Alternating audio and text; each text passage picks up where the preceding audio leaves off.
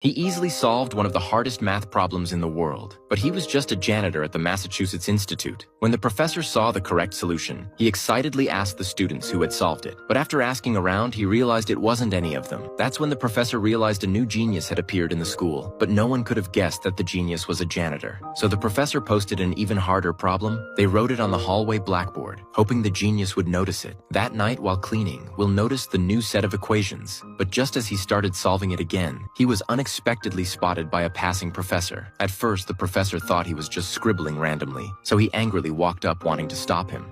That's people's work. You get graffiti here. Don't you walk away from me. Hey, fuck you. Oh, you're a clever one. What's your name?